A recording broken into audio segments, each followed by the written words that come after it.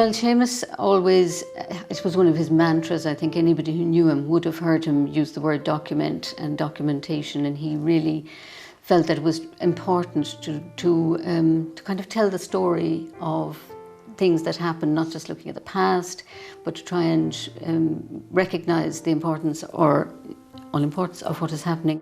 He managed to carve out that extraordinary niche in Cork, national, international, private, public, mythologizing, and yet, you know, being a kind of a very high elevated figure in the art world, but also a very humble, down-to-earth man. And the way he would refer to the stonemasons, you know, in that age-old expression as the dust.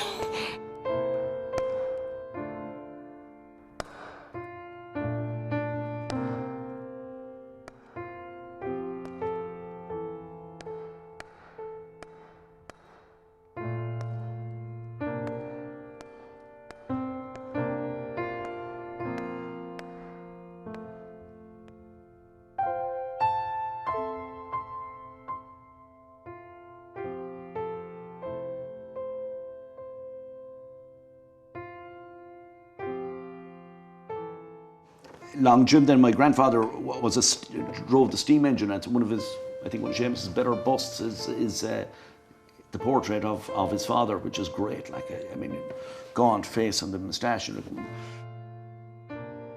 Seamus always said his father was a totally silent man, and indeed he used to come down here on maybe a Sunday afternoon wearing his long black overcoat and his maybe a Homburg hat and his walking stick, and he would sit beside the range inside in the kitchen and say hello. And that was all he said, and he'd have the cup of tea and then he would go away. Interesting man like that. He used to, on Harrington Square, just to annoy his wife, he used to go out on his day off and eat dandelions on his hands and knees. With the kids thought this was great fun, like, and he'd be around there, and it just used to freak out his wife. And he obviously had a sense of humour, but apparently he didn't talk that much, and he didn't like the church, and he took my father out of school early because he didn't like the church. There's a letter here from Corkery in which he says of Seamus's father, James Murphy, Long Jim, he was one after my own heart, so much of a piece, so much his own self, always remaining what God had made him, not the least wish to be otherwise. If we see the head of Long Jim that Seamus made, it's one of Seamus's finest works, I think.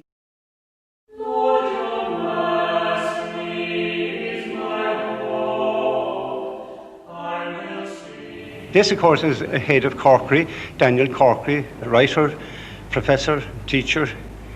He was my teacher at St. Patrick's National School, and to him I would say that I owe everything, insofar as he was the first person to make me aware of what art was and not what art was. He would never discuss art, but how important drawing was and how important painting was, and saw that I went to the School of Art. From there I was collected as a stone carver. The man himself was very good because I wasn't the only one that Corkery looked after. He looked after anybody that he felt had talent. The wonderful thing about this is that it wasn't self-conscious. You didn't feel that you were being directed into a road. All you knew was that you were given things you wanted to do. Corkery is the single most important figure in a sense in that attempt to try and bridge the old Ireland with the new modern Europe. And the fact that he was the teacher of Seamus Murphy in St. Patrick's National School in Cork is just one of those great coincidences. But it's not a coincidence because Cork is full of those things, and they're not accidents. And you know, there's that sense of culture that was implicit and embedded through the warp and weft of the city at every level that I think made that happen, enabled it to happen. A kind of a real sense of culture that as something that's just in the blood, not something that's necessarily learned, you know, and added on afterwards. Our understanding of Corkery's influence on Seamus, and that I think it was very much Corkery who would have encouraged Seamus to go to the School of Art at night, because of course he never was a full-time day student. So Corkery, who was, I think, at that stage on the board in the Crawford. I think he was one of those, and he was also very important in UCC. So he had a very strong influence and used it, I think, to nurture, as you're saying, to nurture an Irish consciousness of what could be created by Irish people, practitioners in several forms. I mean, he was involved in drama as well, and I don't know if he was involved in music. He probably was. As people who were producing Irish culture, it was very much in the tradition of cultural nationalism, or romantic nationalism of the time. Frank O'Connor actually speaks a lot about it in his autobiography, about the idea that he used to read English comics and such like until the influence of Daniel Corkery, and he started to realise that he had a culture of his own that he could follow instead. I think he would have taken he would have taken that approach as well.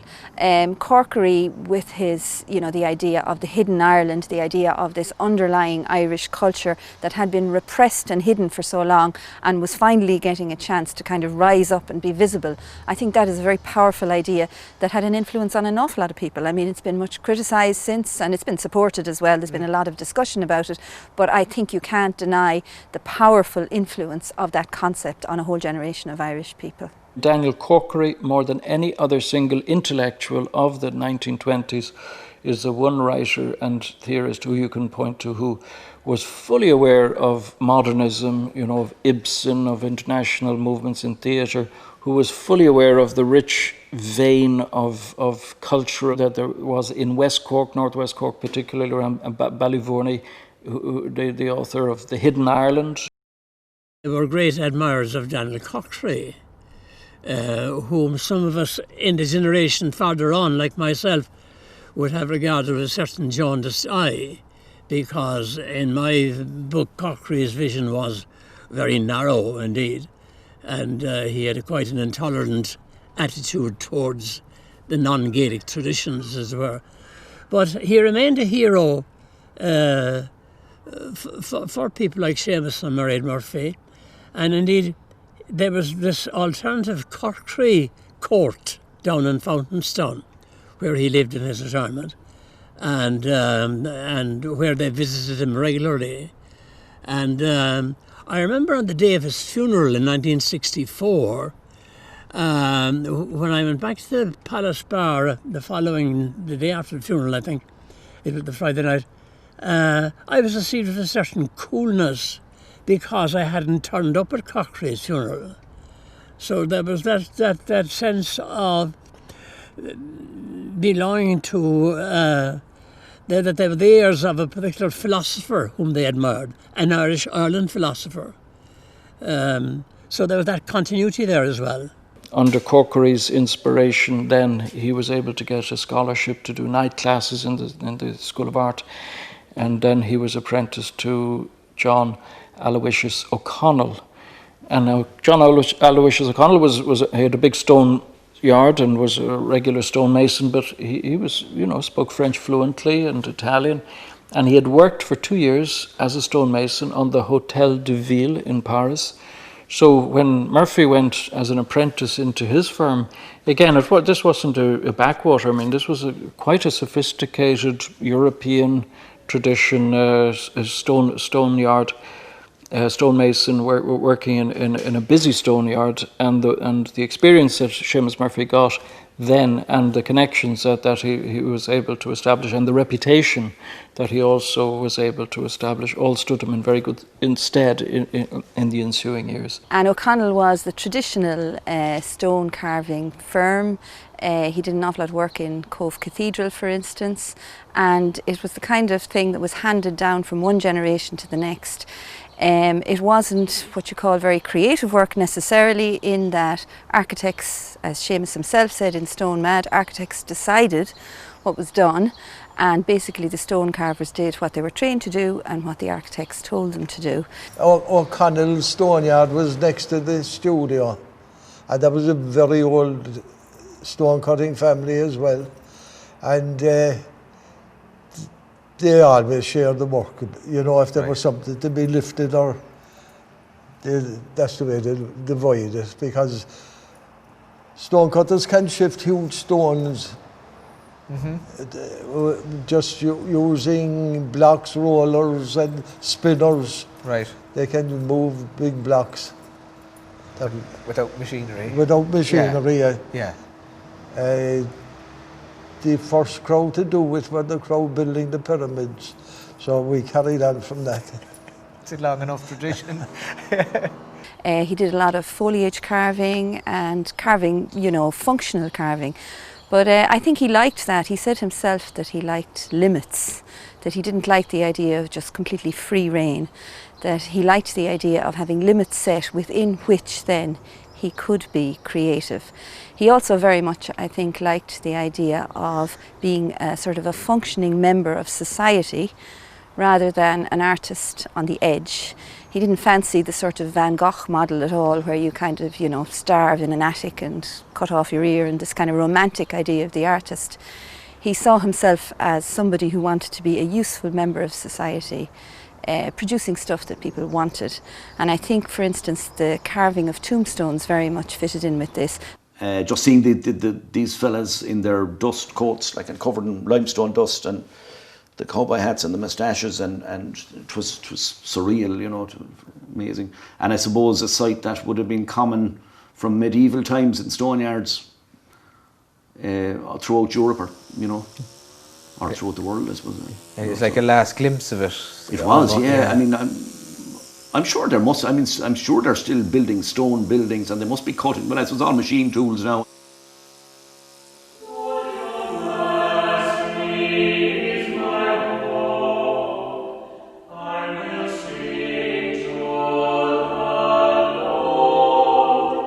You know, he went to Paris and he was there, and he got a Gibson scholarship there. He was the third person to get it, which was a pittance really, like, and they were starving out there. But he was there, and it influenced him, and, you know, Montparnasse and all of that. And on his trip to France, he kind of hung out with the students in Montparnasse and such like, but he was very turned off by all their theorising, by the abstract art discussions, and he felt, you know, all this talk but very little doing. And he tried to get them, he said, to talk about materials and to talk about stone cutting and clay modelling, and they said, oh, that's craft. And he didn't like that, and he got disinterested then in a lot of the kind of what was fine art at the time, and he started to look a lot at the buildings. And even when he had been passing through London on his way to Paris, he had mainly been interested, he said, in the buildings, the monuments, the externals of the city. So it was the same then when he went to Paris, and particularly, he said, when he went to Chartres and he saw the carvings there, and he said to himself, you know, these people, he doubted, knew anything about abstract art, and yet, as far as he was concerned, they produced the most spectacular sculpture ever, in Europe anyway.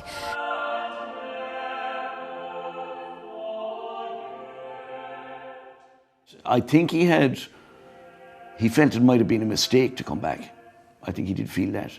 It was a fierce, hard life they had, himself and Mairead, like, to try and make ends meet, like, because there was still, you know, no grants, no writing off to the Arts, even though he wasn't connected, he was a member of the Arts Council subsequently. Like. I think that was when he kind of formed this notion of the kind of sculptor he wanted to be, which was somebody whose art was a part of life, who didn't kind of theorise. I mean, he said, you know, that you must produce before you pontificate, and I think that was definitely his approach. So he looked at the sculpture of Chartres and he said, this is the kind of thing I want to do, obviously for the modern age. But this, in a way, sounds like a rejection of modern art, but in other ways it wasn't, because primitivism was very fashionable among the avant-garde at the beginning of the 20th century. The idea of looking to pre-Renaissance models, and of course medieval sculpture would have been very much an example of the kind of thing that was looked at. Other artists, such as Picasso, for instance, looked at African art. Gauguin then went to, you know, the Pacific Islands and such like. So he wasn't really out of step by doing that, but I think it wasn't so much, it affected his style. A lot of the carving he did after that was very sort of geometric and abstracted, but I think more so, and this is what it didn't do with Picasso and people like that, it affected his concept of the role of the sculptor in society and the kind of role that he wanted to play in society as a sculptor, which was as a working man, as part of society. Artists have always been involved in the community. It's really only since the sort of beginning of the Renaissance or middle of the Renaissance that artists were hothouse plants living on their own outside the community, doing specialised kind of work. Whereas before, artists were involved in the very fabric of society, and you're commissioned to do things. And of course, the contemporary art world see commissions as being hackwork, which is rubbish really, because all you're doing is someone says to me, well, will you make me a set of Stations of the Cross, say, for a cathedral? But I get completely freedom to do what I want, obviously. But I mean, with their approval and so forth, and looking at the building and in relation to the building, making something that's appropriate and right, and then entering into a relationship with somebody for a project that will take so long, and they know that, and for how much money, you know that. And it's not a question of just making something in an attic and then putting it into a thing called a gallery and then hoping you might sell it.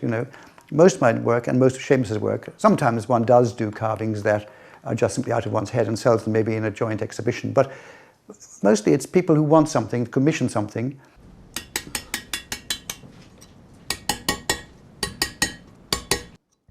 It's a bit of a mixture of craft and art as well. It's not it's the old craft of stone carving, and yet also the artistic side. I mean, if some of my sculptures are very artistic and some of the lettering is more the craft, and you have to be able to do both. That's why I think I was attracted to stone carving, because it's not, it's definitely something very physical about stone carving, and you have to be quite disciplined because it takes so long. You have to really kind of, it focuses the mind. Everything that I've gleaned and learned about Seamus Murphy, he was an immensely practical man, as well as being an artist of very considerable talent. So when he returned from Paris, having gone there on a Gibson scholarship from the Crawford School of Art in Cork, he came back to a city where he knew that he could make a living, but he would not make a living primarily by doing portrait busts or commissions for churches. He would make a living doing gravestones and lettering, and he combined the two, and it was a very sensible, quite a clever decision. He went back almost to the Renaissance tradition, or the pre-Renaissance tradition of the stonemasons, say, who journeyed throughout Europe, carving Gothic, Romanesque and Gothic cathedrals, who combined immense artistic, expressive qualities in their work, and also they were journeymen. They were almost, in most cases, anonymous.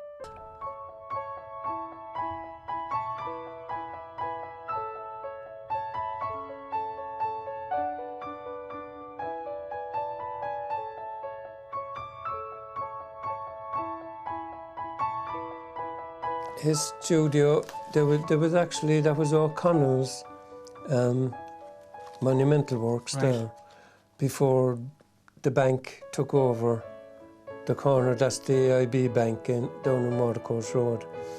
So he just actually put a kind of a shade, a lean-to shade, and he did his work there. I think it was a sensible decision that he took, and if he had elected to, say, stay in Paris, he would have been just one sculptor amongst many. He also would have been at the ferment of the conflict between tradition and modernism, and he wasn't somebody to enter that conflict, if you like. He himself, I think, was far more interested in a sort of reconciliatory type of art, an art that would have elements of modern idiom in it, modern feeling in it, but would also be quite traditional and quite rooted in the centuries-old tradition of stonemasons and stone carvers.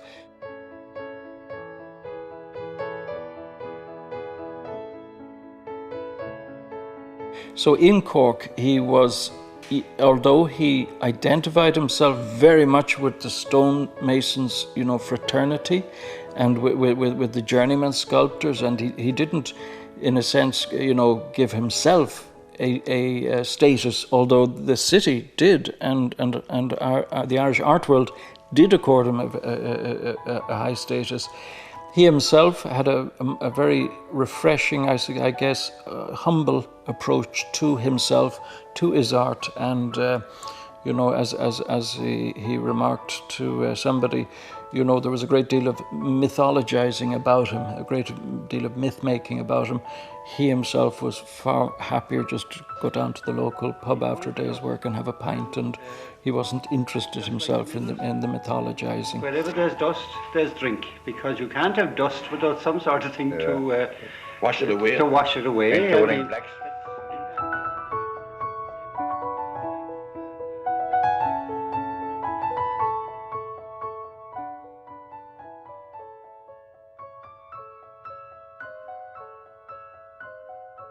We're very, very proud of him, and thinking I never had the guts to actually go in to his studio, going up and down. I'd say hello to him, all right, and he'd be over a fag.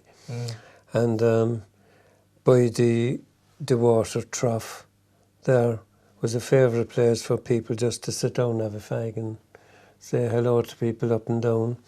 So the church that was designed by himself, slightly different from the drawings, as we have the drawings as well. And it was just great that he was included so much in that church, because unfortunately there's not a great deal of his work elsewhere in the area. Right.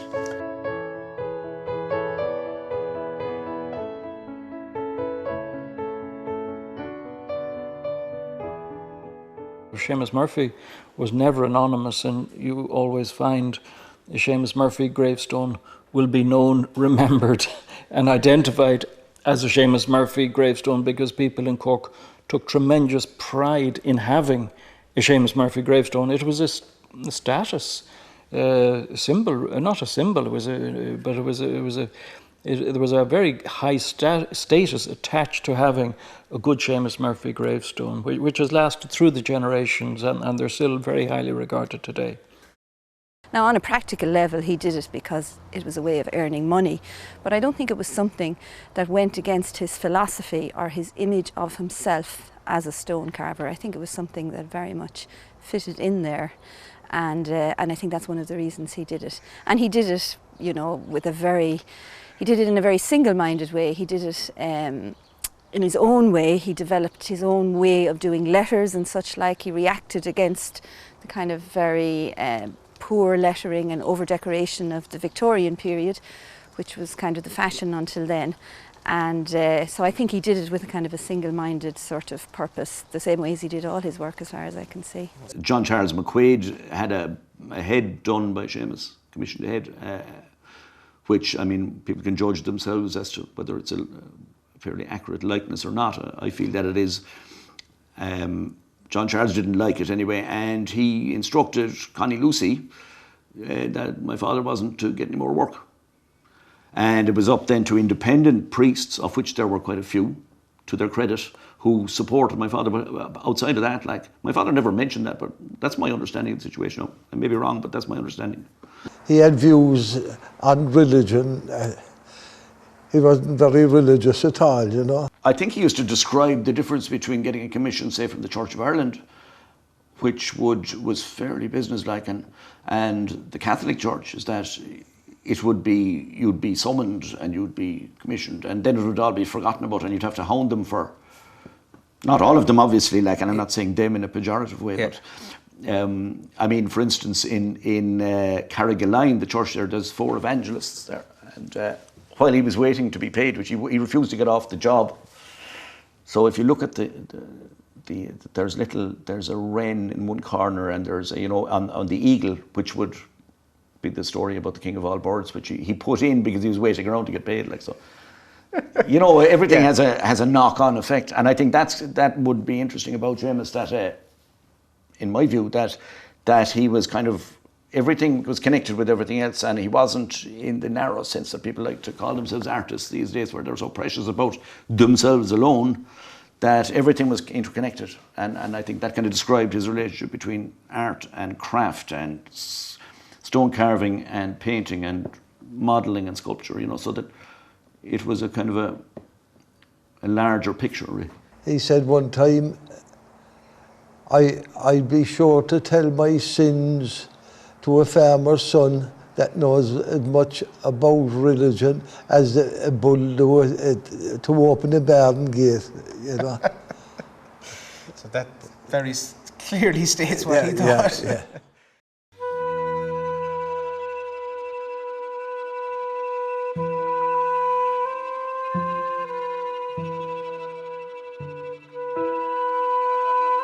He became a sculptor who is inextricably identified with the early years of the Irish Free State, and he sculpted portrait busts of several of the presidents of the Irish Free State, and he also cultural figures, poets such as John Montague and Frank O'Connor and others, and so he really became an artist who, more than any other, barring perhaps Sean Keating, has become identified with providing us with the visual record of Ireland during an extraordinary period following the War of Independence and through then the period of the emergency and into the 1950s. Times of great austerity for artists in very many cases, and yet years during which Seamus Murphy was able to survive. I mean, I think that is true, and I think he would have taken that role very seriously. He would have seen it as something that was important. It would have fitted in with his idea of being a central member of society, of a sculptor as having a very definite function within society. And that was a function, I think, that he took on very enthusiastically, the idea of documenting the revolutionary period, and then, you know, the fact that this was important to people in the new Irish state, that these images should be created and should be made, and that this sort of new Irish state should have these kind of heroic figures, as they would have, or important figures at least, that they should be a part of the culture of the early part of the state.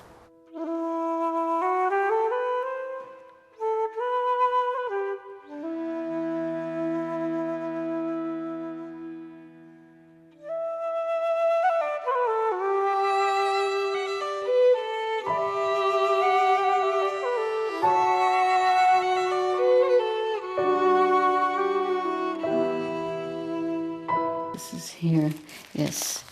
That's James Connolly's daughter, and so she is writing to Seamus, very friendly, lovely letter, and talking about the head that he had then made of her father, James Connolly. And she says, "You'll be interested to hear that I have had an old citizen army man to see the photographs of the bust. His comment was," and she quotes, "tell him to take the curve off the nose and shorten the chin a bit, and then don't let him do another ha'porth to it." And he also said the uniform was right and there were no letters on the collar. And so you get that kind of wonderful detail, which of course was very important to him. It's not just that they're charming and beautiful in themselves, and the daughter of James Connolly, you know, you would keep such a letter, but they were so precise and they were so involved, and he was so anxious for people to be involved. The busts of figures that he did are done in a kind of a naturalistic, slightly expressionist style. But like the monuments, for instance, the Jail Cross monument in Cork, which presents the list of names in this Irish clo, the old Irish script, and he has adapted it for his typographic purposes. And he does it very effectively, actually. It's a very impressive piece of work. You know, when you think of his major sculptures, the Virgin of the Twilight and the other Madonna figures, they're very tender, and in a way, you know, this is being very, reading too much into it, but when you think of the death of all his sisters and the grieving that his mother must have endured, I think this is a real background for Seamus Murphy. That's what gives his work a perennial, you know, people can empathise with it, they can sense that in his work. So that's the real context, I think, for Seamus Murphy's work, rather than the grand sculpture of, you know, the sort of the Irish Republic. It's in those qualities that of lines on faces and catching a kind of a wistful expression, which he is a real master at doing. That's what makes his work very special, and it also made him special as a human being. So he was very self-deprecating. You know, he didn't aggrandize himself at all. And it's only with the passing of, say, for 30, 40 years, and now, you know, with when people look back and they want to create a sense of the visual art tradition of the early years of the Irish Republic, and they invest Murphy with a great deal that he himself would not really be that interested in. I think there's an intimacy, I think, about Seamus Murphy's work, and it's so connected with his life, with his background, with his roots. But I mean, in the sense that Ireland, in the years of 1920s, 30s, 40s, and 50s, did have periods of great economic adversity, and there was not a great deal of money about, and people were very hard up, and life was a struggle, and there was high infant mortality and so on. That in that way, I think Murphy does speak about his times, his people, in a very genuine way.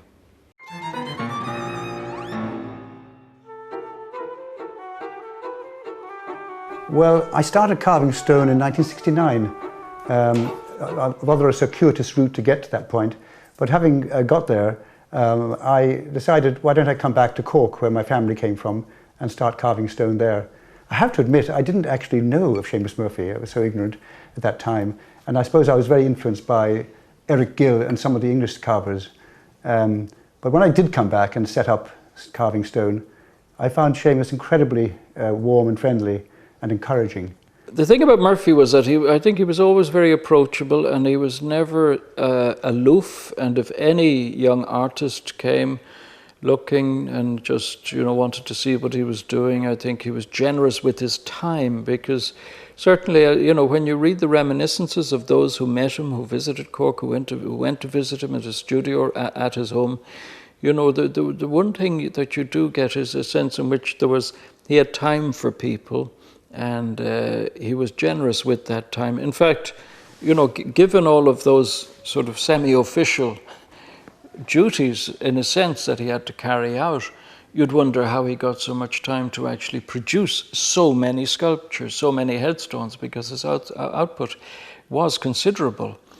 And I think that it's in his support for young artists like John Burke that, again, a quality of his generosity shows through, because he might not have liked John Burke's sculpture. He might not have thought much of the welded steel, new, innovative, abstract sculpture that was beginning to come into the School of Art in the early 70s. But nonetheless, he could see the quality of the intention, and he respected the ambition of the artists, and I think that is one of the marks of Seamus Murphy's generosity of spirit. In the house, they used to have people in and friends, but again, I would have been a little bit young for that, but other people could describe that better. But I know that it happened, and that there was lots of interesting people in music, and this room used to have great, particularly around Christmas and stuff. There'd be the late Tommaso Canning used to play here, and all kinds of visiting. Micheál MacLeamore slid down the banisters out there at one point, and successfully. And there was all. I remember Edna O'Brien apparently felt faint one day and had to lie down in for half an hour. There was all these people coming and going, and I suppose they were all kindred spirits, because and you couldn't swing a cat now with hitting an artist, whereas in those days you were very isolated. In the 1981 edition of the Cork Review, Louis has a very fine article in which he refers to this house as a hedge school. And I think that all ties in, and I'm pretty sure he said that at the graveside as well. And it did, the door was always open. No doors were in those days, but you never knew who would turn up. Leon Uris and his wife turned up the day after Seamus, the day of the funeral, in fact, not knowing that he had died, because he had made a head of Leon Uris, and of course they were great friends, and there are letters from him there. But there would have been everybody you think of, say Maurice Gorham, who was the director of RTE, I think, at one stage, and there was, George Morrison, who made Mishera, he was here at another time. It was impossible. There was every sort. There was Liam Robinson, who was he was a journalist, and there's a beautiful head of Liam, who's one of the heads that Seamus made in fallow times when he had nothing to do, so he just made a few heads, and then he would choose people who he said had a beautiful head, and Liam Robinson had a beautiful head. it would have been different in as much as what went on in the house, like, as there would have been, as well as conversations about Gerald McCarthy or Ray Cummins, there would have been conversations about Leon Uris or somebody else that would have had his head done.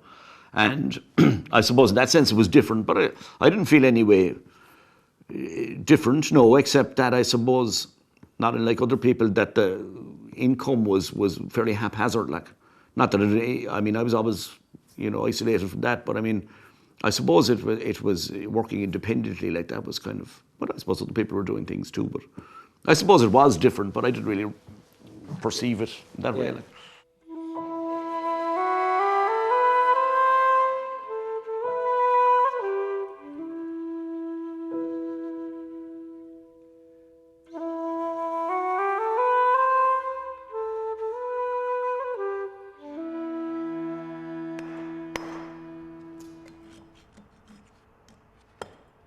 As he was getting older, he was finding it more difficult to engrave the letters.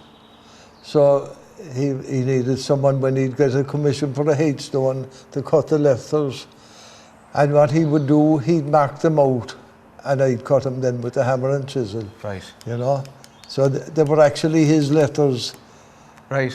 He adored letters. Yeah, absolutely. Especially the V cut, which you don't get now with the sandblasting. The interior of the letters are flat from sandblasting.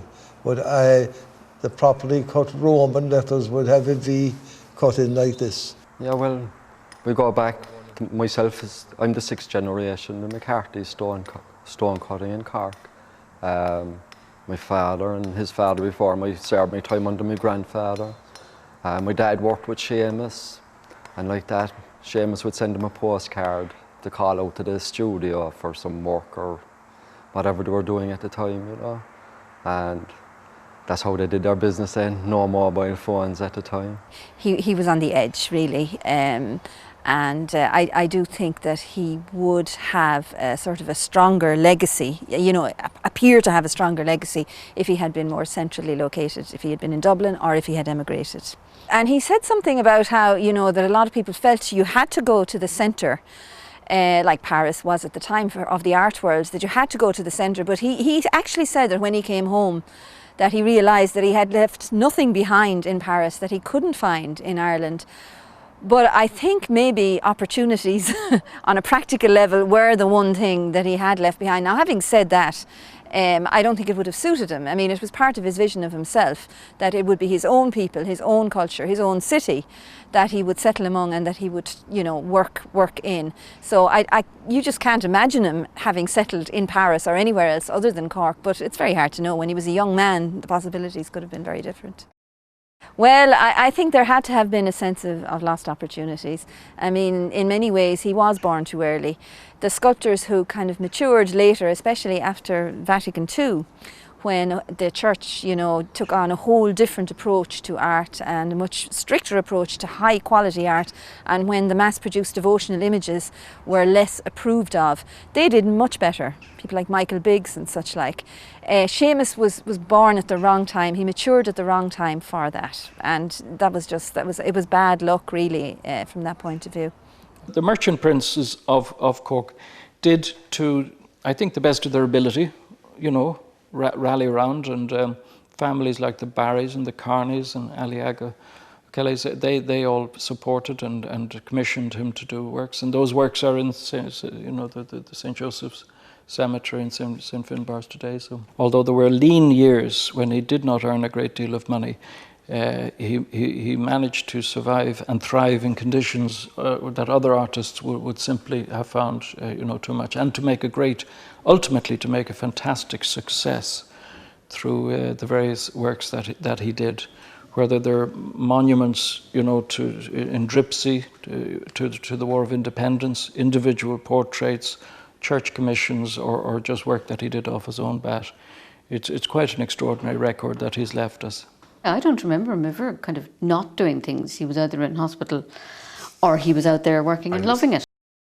I mean, he lost toes, all but 2 toes on 1 foot from a stone falling off the back of a lorry onto his foot. It's an interesting story and relates to this room, actually, that his toes had to be amputated. That was done, and he was convalescing over there. And a friend of his, I don't remember this, so it must have been back in the day, arrived down from Dublin and came in, and they smelt gangrene, and put him into the car and drove straight back up. And his life was saved, really, or certainly his leg was saved. Correct. You know, so it was physical as well as you know, in the artistic. Yeah. Or even craft. I mean, very physical. Like, there was a lot of manhandling going on. Like, yeah.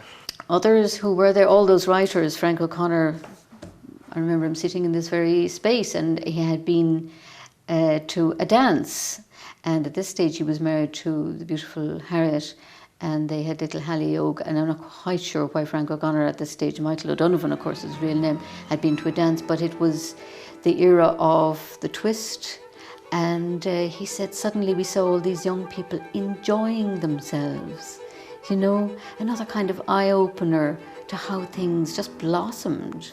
And of course they blossomed partly through the courage of, you know, the musicians and the writers and the painters and the poets, people who couldn't be put down. I mean, like O'Connor himself, you know, he was put down, but he didn't let it stop him. And Seamus was the same. They had this just absolutely worker bee determination.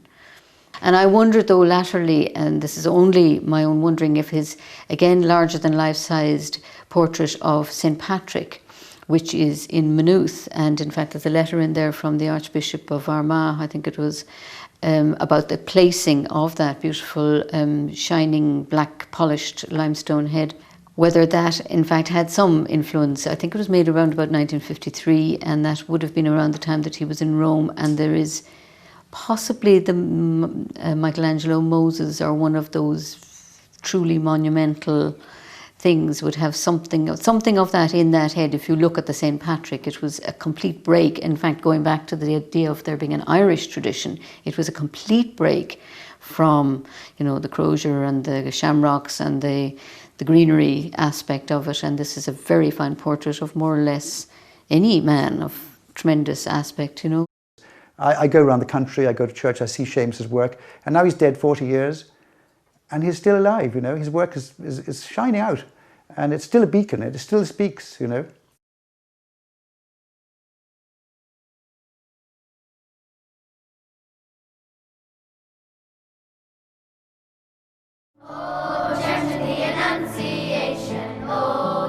coincidental to your calling, the post this morning, we had this class of fifth class from Scoil Oliver in Ballyvillan, which is near the Fox and Hounds.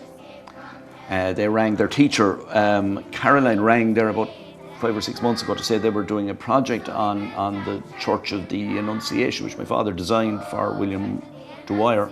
The long and the short of it, they arrived up here and there was 25, 26, 27 of them there, and but they were very proud of the place below, and it really struck me that, you know, that not alone would they not have been born when my father was alive, but the school wasn't even there. And, you know, they weren't really looking at him as sort of an antiquity or something they had to do, but they were very proud of it, which, in terms of a community which you're referring to, I think, I thought was eye-opening, really, that they came up and they were very, what did he like to eat, and what was his favourite music, and what was his favourite colour, but they were very interested in what he did down there, and they had watched a documentary about a priest that had connections with Cork that was in Rome, and that he was talking about the various churches there that had Irish connections in Rome. So having seen that, they wrote a letter to the Pope, the new Pope, explaining that they were very pleased that they had such nice churches in Rome, but that they had a church designed by Seamus Murphy in Blackpool. So, you know, that was their feeling of pride. So I was very taken by that, and it's, you know, such a time after Seamus's life that for that to be cropping up. The little girl observing his work on her way to school every day out in the yard in Blackpool, and her question to him in the end when the beginnings of the bus emerged, and she said to him, "How did you know that was in there all the time?" You know, so which was a kind of a profound remark for a child, you know.